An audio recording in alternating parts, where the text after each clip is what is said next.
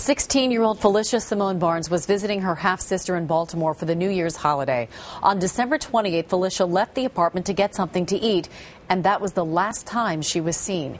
NBC's Kristen Dahlgren reports. To her family, Phylicia Barnes was a bright light, a 16-year-old with a sparkling smile, on track to graduate high school early and head to college. She's my baby. She's my flower. Now, they haven't seen her in more than a week, and with every day, the mystery around her disappearance grows. This is completely unlike Phylicia to disappear like this.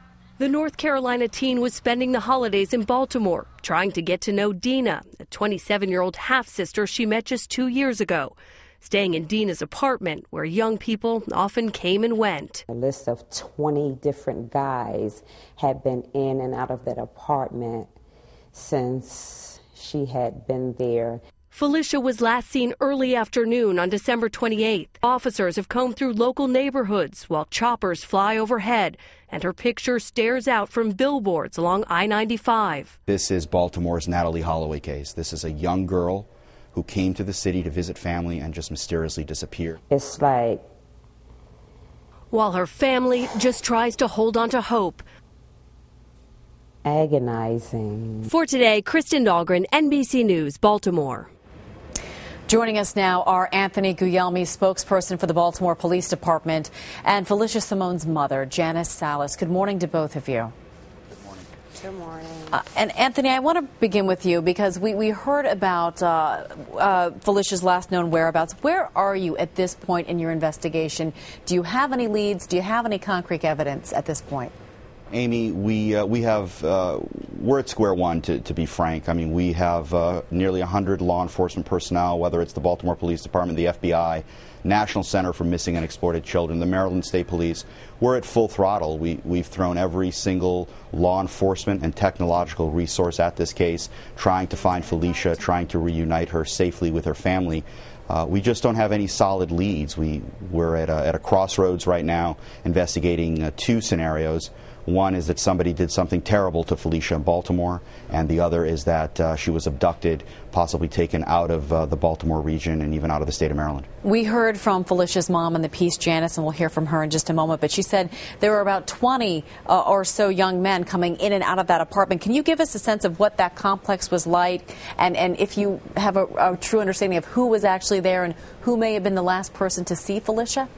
We do. I would describe it as a college dorm setting. Phylicia's half-sister's younger. She had a lot of friends. They came in and out.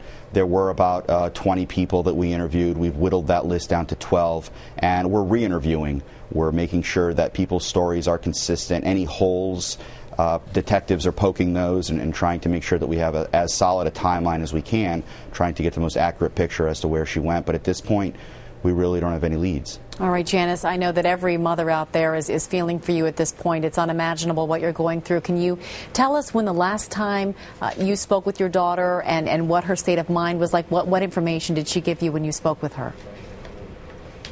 I called her on Christmas Day to tell her that I was lonely and I had missed all of them because they were all gone for the holiday. And I said, "You all not going away next year?" And she laughed and she said, "Mommy, I miss you too." Janice, we've been describing your daughter. She's an honors student. She was on track to graduate from high school early. What else can you tell us about her and her relationship with her half-sister? Were you comfortable with her being there? Actually, I encouraged her to find the Barnes side of her family 2 years ago because I didn't want her to be like so many other people wondering what is her other half of her family is like. I wanted her to be balanced. I didn't want her to be imbalanced just knowing my side of the family. I wanted her to know her other side of the family as well.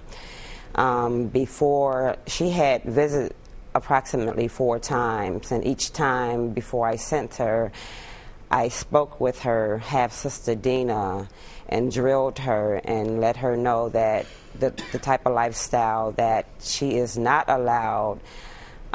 She assured me, she told me she was a student in school plus working full-time, and that encouraged me a lot to allow her to go up there. That's the type of influence that I wanted her around.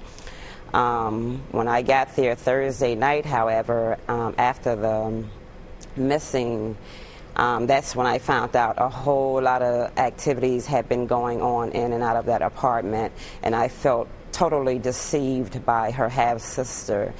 And had I known about all of that, she would not have visited up to Baltimore. Janice, I want to give you the opportunity quickly. We often do this. I know that police right now are at a loss for where your daughter might be, if she's with somebody, if somebody's holding her.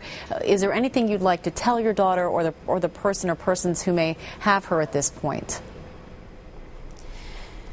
I would like to let her know whenever she comes home that she's going to be nurtured with lots of love, and I'm going to care for her until I bring her back to the state of mind that I sent her to, however long that takes. And for whoever have her, I can only express over and over again, God is going to get you worse than the law enforcement is going to get you. Janice, Sallis, I know this is a tough time. Thank you for joining us. Anthony Guglielmi, thanks so much as well for being with us. We appreciate your time this morning.